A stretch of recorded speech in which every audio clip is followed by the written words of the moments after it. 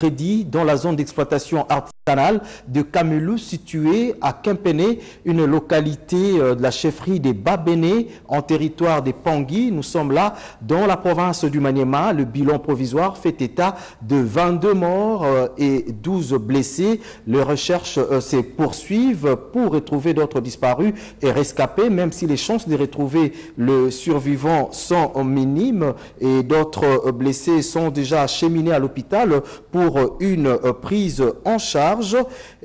Signalons que cette carrière était fréquentée par 800 exploitants artisanaux. Selon les services d'assistance et d'encadrement de l'exploitation minière artisanale à petite échelle, ces puits étaient officiellement interdits d'exploitation artisanale depuis le 23 septembre 2019, qui présentaient déjà des fissures et dangereux pour l'exploitation. Ces derniers exploitants artisanaux ont quand même continué à exploiter malgré cette interdiction. La promotion des droits sexuels et reproductifs de la femme en y ajoutant le droit à l'avortement sécurisé, c'est l'objectif de la rencontre en marge de la journée internationale du droit à l'avortement sécurisé ici en République démocratique du Congo. Les activités y afférentes ont été organisées en début de ce mois d'octobre, nous dit Yvette Makutima dans ce reportage. D'autres cieux, notamment en France, l'on parle de l'IVG, l'interruption volontaire des grossesses. Un vrai débat des sociétés qui en Afrique se retrouve scellé dans le cadre du protocole de Maputo sur la dépénalisation de l'avortement sécurisé dans son article 14. La célébration de la journée internationale des droits à l'avortement sécurisé du 28 septembre dont les activités se sont étendues exceptionnellement en République démocratique du Congo jusqu'au mois d'octobre avec comme objectif de contribuer à la promotion des droits sexuels et reproductifs de la femme, incluant les droits à l'avortement sécurisé ou médicalisé. La ministre d'État, ministre du Genre, Enfants et Famille, Béatrice Lomea Atilité, patronne de cette activité, en sa qualité de la présidente du comité technique spécialisé de l'Union africaine sur l'autonomisation de la femme et égalité du genre, a insisté sur le fait que ces dispositions du protocole de Maputo ne doivent pas prêter à confusion. L'avortement médicalisé, question de droit ou d'ordre moral, nécessite plusieurs approches, ce qui explique la présence du ministre d'État, ministre de la Communication et des Médias, David Jolino, Diwampove Samakelele Mamouzingi, le ministre des Droits Humains, André Lité, et plusieurs organisations parmi lesquelles le Programme national de la santé et de la reproduction et la coalition de lutte contre les grossesses non désirées. Les partenaires sur cette question ont également contribué aux discussions, à l'image de l'AIPAS et CAFCO. Le gouvernement de la République va bientôt lancer les bons du Trésor. Le Premier ministre Ilunga Ilunkamba a présidé aujourd'hui une réunion pour examiner les conditions d'émission de ces emprunts. Un reportage signé Pompon Umba et Françoise Bouelabouaki. À la recherche des moyens pour financer sa vision du développement, le gouvernement Ilunga va recourir à un endettement public sur le marché intérieur à travers l'émission des bons du Trésor. Annonce faite par le vice-gouverneur de la Banque centrale du Congo, Jules Bondombe. Anciennement, l'État recourait systématiquement aux avances de la Banque centrale. Alors vous savez, lorsque la Banque centrale finance les déficits de l'État, il se crée une surliquidité dans l'économie.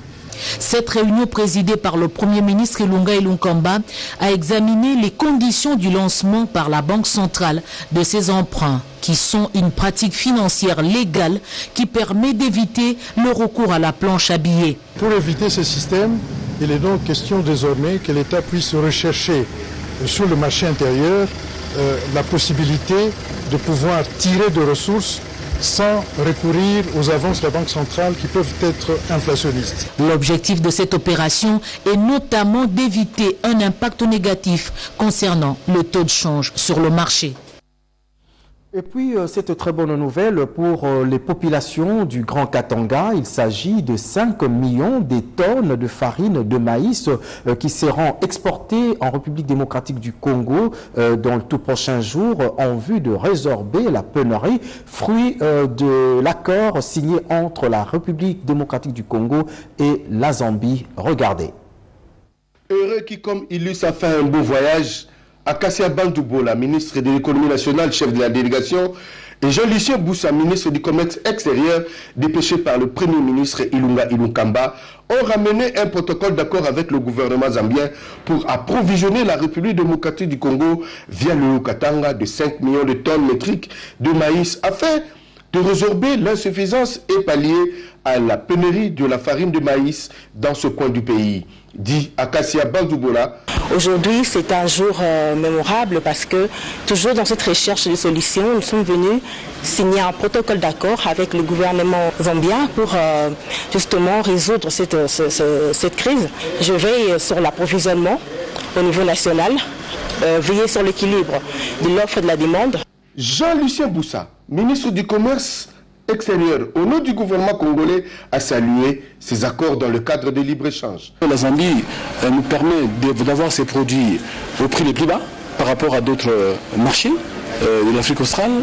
Deuxièmement, parce que la distance est très courte. Le coût du transport est très faible et donc ces maïs vendus en RDC va coûter à la population moins cher. Ainsi donc, ces accords signés étaient un pari gagné par le gouvernement congolais et cela dénote de la volonté du président de la République, Félix-Antoine Tshisekedi, de répondre aux besoins sociaux de la population congolaise. Et le ministre d'État en charge du travail, emploi et prévoyance sociale, avec certains de ses collègues, a joué aux sapeurs-pompiers en ce qui concerne la grève des agents et cadres de la CVM. Robert Ndaïchi-Sensé signe ce reportage. C'est pour palper du doigt les conditions de travail dans lesquelles ces structures fonctionnent que la patronne de l'emploi, travail et prévoyance sociale, Dr Nene Ilungankoulou, a entamé ce jeudi 3 octobre 2019 des tournées de redynamisation du cadre organique du secteur de l'emploi, travail et prévoyance sociale pour la matérialisation de grands axes de la vision du chef de l'État congolais Félix-Antoine Tshisekedi Tshilombo. Dans le cadre de la protection sociale, de l'emploi et du travail, je devais venir me rendre compte de la manière dont ceux qui exécutent le travail fonctionnent, dans quelles conditions. Les 3 services que je viens de visiter, ce sont là la garde et la police même des travailleurs, qu'il était impérieux que je vienne voir dans quelles conditions ils travaillent. Et le constat est que nous avons un personnel très expérimenté, mais qui travaille dans de très mauvaises conditions. Le premier choix de la ministre d'État, ministre de l'Emploi, Travail et Prévoyance sociale, est porté sur les grands bâtiments, Kimpoko. Cet imposant bâtiment abrite les 2 secrétariats généraux et l'inspection générale du travail, considérée comme la police de travailleurs. Une trentaine de bureaux du 1er au 3e niveau visités ce jeudi 3 octobre 2019. Les agents et cadres ont profité de cette visite pour exposer leurs difficultés liées au fonctionnement du travail, au mobilier et différentes primes. La particularité de cette visite, c'est que nous pensons qu'elle a eu un regard peut-être plus pointu en tant que femme pour apprécier à sa manière à elle les conditions de travail qui sont les nôtres. Et c'est un motif d'espoir pour nous. Plusieurs autres descentes dans le service sous sa tutelle sont projetées dans les jours à venir. Dans ce journal, un invité, il s'agit de Joseph Lombo. Il est administrateur et coordonnateur de la fondation Biniven Initiative. Avec lui, d'ici là, nous allons aborder les questions liées à l'amélioration du budget. Et puis ce balai diplomatique au ministère de la Justice, du budget et du plan, Jean Baudouin Maillot a reçu les élus du Congo central et l'intersyndicale de l'administration publique.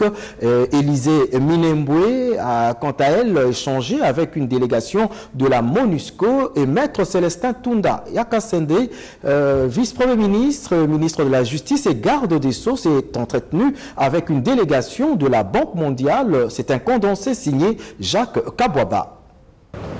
Cette séance de travail entre le vice-premier ministre, ministre de la Justice et garde des Sceaux, Maître Célestin et la délégation de la Banque mondiale, conduite par son représentant résident intérimaire, Jama Bimulumba, revêtu d'un cachet spécial pour la simple et bonne raison qu'elle a permis aux 2 parties de passer en revue les préparatifs de l'appui budgétaire de la Banque mondiale au gouvernement central de la République démocratique du Congo. Nous sommes en train de préparer cette opération.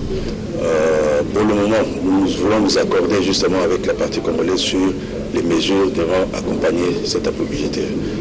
Je pense que à la date d'aujourd'hui, nous sommes convenus sur 14 mesures Et il était justement logique qu'on vienne justement voir son excellence, monsieur le vice-premier ministre, pour qu'il valide les mesures concernant son ministère. Cet appui de la Banque mondiale à la RDC serait le bienvenu dans les efforts du gouvernement congolais d'asseoir sa politique d'œuvrer d'abord au bénéfice du peuple. La MONUSCO est déterminée à éradiquer les forces négatives qui sèment la terreur et la désolation dans l'Est de la République démocratique du Congo. Une délégation de la MONUSCO, conduite par le représentant spécial adjoint du secrétaire général de l'ONU, François Gnion, a échangé avec la vice-première ministre et ministre des Plans, Élisée Mounemboué, sur les partenariats MONUSCO-STAREC. Aujourd'hui, nous travaillons dans tout l'Est du pays pour contribuer à la stabilisation des territoires qui restent malheureusement, je dirais, en difficulté à cause des groupes armés. Et donc ce partenariat est axé essentiellement sur soutenir le gouvernement, soutenir les initiatives envers le désarmement volontaire des groupes armés. Et nous avons passé en revue tout un tas de dossiers, le processus FRPI, la situation dans les Kivu, les arrangements institutionnels. Les élus nationaux du Congo central se réjouissent de l'option levée par les chefs de l'État pour assurer la gratuité de l'enseignement fondamental dans le pays.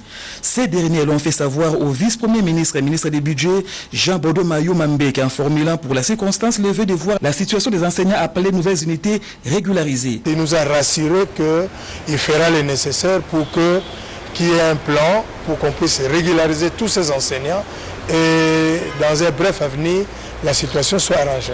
Dans un autre décor, l'intersyndical de l'administration publique s'est présenté pour la toute première fois devant les patrons du budget et son adjoint Félix Momad Kitengui.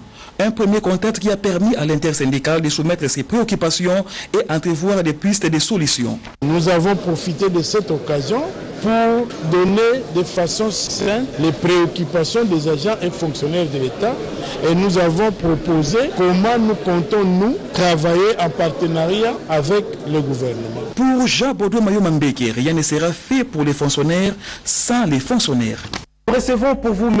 Joseph Lombo. Il est administrateur, coordonnateur de la fondation Beniven Initiative, dont les actions sont axées autour de l'éducation à la citoyenneté. Bonsoir M. Joseph Lombo. Bonsoir, monsieur les journalistes. Mais ce soir, nous allons aborder avec vous les questions liées au budget. Comme vous le savez, chers téléspectateurs, le budget est le programme d'une institution ou le plan de travail exprimé en chiffres chronométrés. Et ici, en République démocratique du Congo, le gouvernement est en train de faire le dernier réglage, justement, pour avoir le projet de loi des finances pour l'exercice 2020, dont on parle déjà d'un budget qui est évalué à 7 milliards de dollars américains. Monsieur Joseph Lombo, qu'est-ce que vous proposez comme piste de solution ou réforme pour que ce budget réponde justement aux aspirations du peuple? Dans un premier temps, comme vous savez comment le monde évolue aujourd'hui, d'abord la digitalisation et je peux dire même l'interconnexion des services générateurs de recettes. Je vois la DGI, la DGRAD et puis la DGDA. Parce que ceci permettra d'assurer une certaine coordination dans la mobilisation des recettes. Et puis avec la digitalisation, même les opérateurs pourront voir en ligne et puis même payer en ligne. Donc, ce qui permet encore de mobiliser davantage. Il y a encore les problèmes d'ordonnancement des dépenses. Nous pensons qu'on doit décentraliser les procédures d'ordonnancement des dépenses au niveau de chaque ministère, au lieu de les centraliser le tout au sein du ministère des Finances. Et puis, il y a aussi l'aide au développement qui nécessite une bonne gouvernance et la coordination même des interventions et des intervenants dans ces secteurs.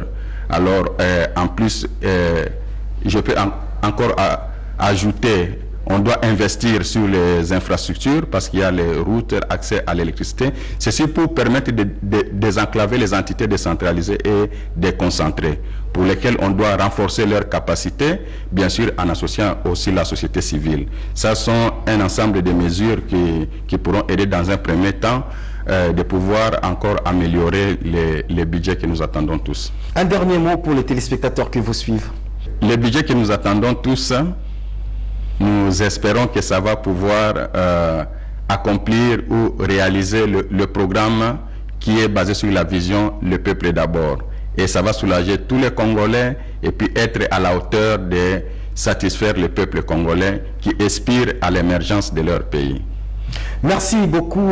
Nous recevions pour vous sur ce plateau M. Joseph Lombo. Il est administrateur coordonnateur de la Fondation Béniven Initiative, dont les actions sont basées sur l'éducation à la citoyenneté. Merci M. Joseph Lombo. Changeons de chapitre à présent. Le ministre de la Défense nationale et des anciens combattants, le professeur Emengoy Mukena, est invité à l'exposition militaire d'Expo India 2020 en Inde. Une information de l'ambassadeur de l'Inde en République démocratique du Congo. C'est au cours d'un entretien entre les deux personnalités qu'il a reçu cette invitation. Félix Zalometi Dandou pour le reportage. L'Inde et la République démocratique du Congo développent de très bonnes relations de coopération bilatérale. C'est pourquoi je suis venu voir le ministre de la Défense nationale et les anciens combattants et lui parler de l'invitation des New Delhi pour sa participation à l'exposition militaire prévue au mois de février 2020 en Inde. Nous avons un grand contingent indien au MONUSCO. Ils connaissent bien le terrain, les problèmes. Alors ça peut être un domaine quand même important entre nos deux pays. C'est dans ces termes que l'ambassadeur de l'Inde en RDC, Mme Nina Tchering, s'est exprimée devant la presse ce jeudi 3 octobre 2019 à l'issue d'un entretien avec le chef de l'appareil de défense, le professeur Emengoy Mukena Diessé, dans son cabinet de travail. D'après Mme Nina, l'Inde, qui fabrique ses propres équipements militaires, ne développe pas encore des relations de coopération militaire avec la RDC. Et pourtant, c'est un domaine important, dit-elle, dans le cadre d'un partenariat entre Kinshasa et New Delhi. De le secteur de défense, ça peut jouer vraiment un rôle important à nous rapprocher et nous avons des contextes presque similaires. Outre échanges autour de la DESFO India 2020, les deux personnalités ont évoqué aussi la question de la coopération bilatérale entre les deux pays, l'Inde et la RDC, qui présentent des mêmes similarités des contextes. Et juste après leur entrevue avec la présidente de l'Assemblée nationale, les présidents des groupes parlementaires, de la majorité et ceux de l'opposition ont quand même trouvé un compromis pour la direction des commissions permanentes à la Chambre basse du Parlement. Ils sont au micro de notre consoeur Sylvie Mwembo. Après échange et délibération, les deux délégations se sont convenues par consensus et sont attribuées à l'opposition 3 présidents, commission socio-culturelle, aménagement du territoire et infrastructure, droits de l'homme. 3 premiers vice-présidents, PAJ, ECOFIN, comité des sages. 3 deuxièmes vice-présidents, environnement, défense et sécurité, suivi et évaluation. 2 rapporteurs, genre, famille et enfants, relations extérieures. Les 2 délégations remercient l'honorable présidente de l'Assemblée nationale et tous les membres du bureau pour leur accompagnement tout au long de ces concertations et se félicitent de l'esprit républicain qui a régné lors de leurs travaux. Elles s'engagent à asseoir une démocratie parlementaire et participative apaisée au service du peuple. Nous nous sommes aboutis au résultat que nous venons de publier sur ce communiqué final. L'obtention du consensus n'a jamais été facile. Je félicite nos collègues de la majorité pour la sérénité des débats, mais aussi les ouvertures ou l'esprit d'ouverture qui a caractérisé les 2 délégations de part et d'autre. Par ce consensus, ça signifie que nous prenons aussi le poste de rapporteur adjoint. Dès demain, déjà nous allons convoquer la grande plénière de l'opposition pour la restitution et prendre des dispositions pour des affectations à ces différents postes. Restons toujours à la Chambre basse du Parlement pour dire que la présidente de l'Assemblée nationale, Janine Mabunda, a reçu ce jeudi la délégation des parlementaires de la République d'Angola conduite par l'honorable Sergio Leonardo Vaz. Les échanges ont tourné autour du forum parlementaire des pays du Grand Lac en vue de la paix et sécurité dans la sous-région. Ces élus du peuple ont saisi l'occasion pour féliciter l'honorable Janine Mabunda Lioko pour son élection au perchoir et saluer la passation pacifique de pouvoir en RDC. Ces dépêches émanent de nos permanents à l'Assemblée nationale, Poncien Tshisongo Mamba Kabal et Sylvie Mwembo. Autre chose, consécutivement à la note circulaire numéro 003 Barcab Barmine 01-2019 du 23 septembre 2019 de son Excellence Monsieur le ministre des Mines relative au manque aux obligations administratives et communiquées numéro CAMI barre DG barre 002 barre 2019 du 14 juin 2019 relatif au constat de non-paiement des droits superficiaires. Le cadastre minier, CAMI en sigle, rappelle aux titulaires de droits miniers et de carrière pour ceux qui ne l'ont pas encore fait de déposer leurs preuves de paiement au guichet du CAMI au plus tard le 10 octobre 2019. Passé ce délai, le CAMI procédera à la déchéance des titulaires des droits non en règle de paiement, signé Joseph Amissi Matongo, directeur général adjoint. Et sachez que le directeur de cabinet adjoint du chef de l'État s'est entretenu avec une délégation de la Banque mondiale. Et de quoi était-il question? La réponse dans ce reportage. Une délégation de la Banque mondiale en visite officielle en République démocratique du Congo, conduite par Chadi Bou Habib, s'est entretenue mercredi 2 octobre 2019 au Palais de la Nation avec Olivier Niembo, directeur de cabinet adjoint du chef de l'État chargé des questions économiques et de reconstruction. En toile de fond, finalisé avec le pouvoir exécutif congolais, avec l'appui de l'institution président de la République, à travers son cabinet politique, une liste de 14 actions préalables. Au sortir de cette audience de plus d'une heure, Jean-Marie Mabi, représentant résident intérimaire de la Banque mondiale en République démocratique du Congo, s'est dit très satisfait des différentes rencontres avec les autorités congolaises. Parce que nous sommes satisfaits, nous avons trouvé en lui un engagement fort à cette opération et il est disposé justement à nous accompagner à l'atteinte des objectifs de cette mission. Nous avons, depuis lundi de la semaine dernière, nous avons rencontré plusieurs experts du gouvernement avec qui nous avons des discussions. Nous avons pu conclure un certain nombre d'actions ou mesures de réformes devant être adossées à l'appui budgétaire sur le plan technique. Mais certaines mesures aussi ont été, nous avons pu avoir une conclusion sur le plan politique, mais d'autres justement attendent d'être validées par les politiques. Signalons qu'à la fin de sa mission en République démocratique du Congo, cette équipe des experts de la Banque mondiale produira un aide-mémoire contenant les conclusions de leurs discussions avec les autorités congolaises. La société civile de la RDC sollicite au gouvernement congolais une organisation des fonds alloués à la santé et une partie à la lutte contre le VIH, SIDA, la tuberculose et le paludisme. C'est le retombé de la conférence de presse tenue par le point focal de la société civile PALU RDC. Reportage signé Yvette Makoutima, Luisette Ntsakala. L'agriculture, priorité de priorité dans le programme du chef de l'État, Félix Antoine Tshisekedi Tshilombo, pour mener la République démocratique du Congo à l'autosuffisance alimentaire. Cette priorité du président de la République prend en compte tous les efforts déjà conjugués dans ce domaine. C'est ce qui explique la rencontre de ce mercredi entre la conseillère du chef de l'État en charge des relations publiques, Madame Bibiche Kabengele, et un groupe d'agriculteurs et producteurs regroupés au sein des CODIDIF. Le but de ces réseaux, c'est vraiment d'apporter un savoir-faire, aider, n'est-ce pas, les producteurs, aider les artisans, aider les mamans maraîchères à avoir un savoir-faire pour mieux vendre leurs produits. Aujourd'hui, par exemple, je découvre la confiture du Makala Konki. Vous savez, donc c'est quelque chose qui est produit ici au Congo et qui est très bien travaillé. Le souhait, c'est vraiment d'avoir ce genre de produit au fait sur le marché. La commune de Kinshasa est prise comme commune pilote car c'est là où sera érigée la première structure d'accueil de produits de vente en renforcement du marché Ziguida. Le thé alcalin nettoie le corps, désintoxique le corps et restaure l'immunité corporelle. Dans le bambou, il y a du calcium, il y a le sélénium et il y a beaucoup de vertus pour les gens qui souffrent d'ostéoporose. Alors ceci aide à faire repousser les cartilages dans la colonne vertébrale au niveau des genoux. Codidif, cette plateforme va aider les agriculteurs et producteurs de ne plus évoluer en ordre dispersé, ce qui constituera leur force.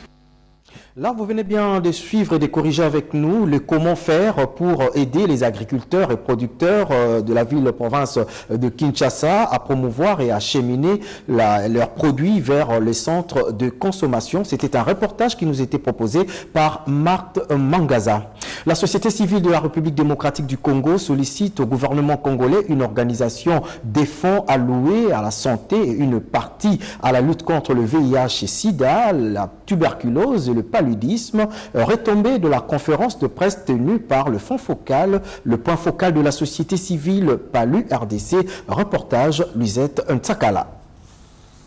Cette conférence de presse est une opportunité pour toutes les structures engagées dans le secteur de la santé d'encourager le gouvernement de la République à verser sa quote-part de 2 millions de dollars américains en termes de fonds de contrepartie auprès du Fonds mondial de lutte contre le VIH-Sida, la tuberculose et le paludisme. On est tout un consortium des organisations de société civile. Nous sommes en train de mener ce plaidoyer pour le fonds de contrepartie. Nous n'avons pas encore eu une information officielle ou un rapport parce que nous étions tous au courant de la lettre du Fonds mondial qui demandait effectivement le rapport concernant ce fonds de contrepartie. Nous continuons à plaider pour que cela soit vraiment bien clair, que ça soit bien défini, que ça soit effectif, que cela soit décaissé et que ça puisse vraiment servir à qui de droit. La société civile est fermement acquise à la perspective de la participation personnelle du chef de l'État à la conférence internationale de la 6e reconstitution des ressources du Fonds mondial prévue à Lyon en France du 9 au 10 octobre prochain.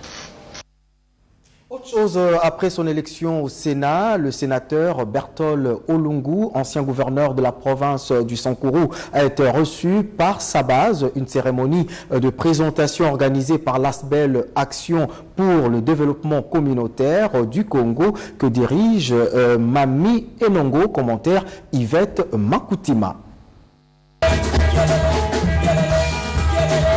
Gouverneur des Sankourou, aujourd'hui sénateur, Berthold Olungu, honoré par Action pour le développement communautaire du Congo ADCC, représenté par sa présidente Mami Enongo Lukata. Le sénateur Berthold Olungu, très ému par cette marque d'attachement, a tenu à remercier sa famille biologique en l'invitant à oublier les moments tristes et après l'élection sénatoriale, de se concentrer sur l'unité avant d'afficher sa gratitude et reconnaissance à l'autorité morale de la Convention des Congolais Unis, Lambert Mendeo Malanga. Pour le développement du Sankourou, l'ancien gouverneur a souhaité un fructueux mandat à son successeur Stéphane Mukumadi pour consolider la cohésion du Sankourou. La soirée agrémentée par la musique Tétéla a rapproché les convives à un idéal, les Sankourou d'abord.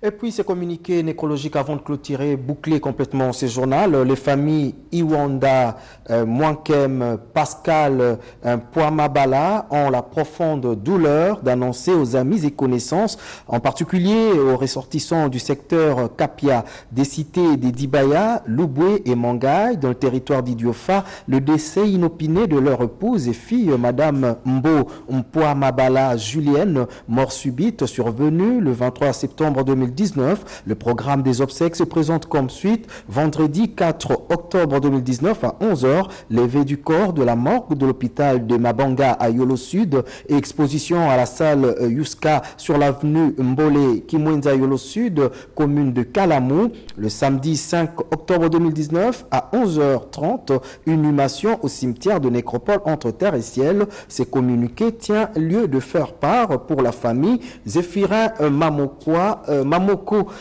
PCA de la RTNC. Ce rappel de titre, un éboulement s'est produit hier, mercredi, dans la zone d'exploitation artisanale des Commules située à Campene, une localité de la chefferie des Bampémé en territoire des Pangui. Nous sommes là dans la province du Maniema. Le bilan provisoire fait état de 22 morts et des 12 blessés. Les recherches se poursuivent pour retrouver d'autres disparus et rescapés, même si les chances de retrouver les survivants sont très minime. Fin de ce journal réalisé par Patrick Kachala, coordonné par Pati Tondouangou. Ce journal a connu le concours rédactionnel de Mireille Kombu ainsi que de Diane Balaka. À 22h, retrouvez Lucie Lavi Chisenda. D'ici là, portez-vous bien et très bon suite de programme sur la RTNC, votre chaîne. Merci et au revoir.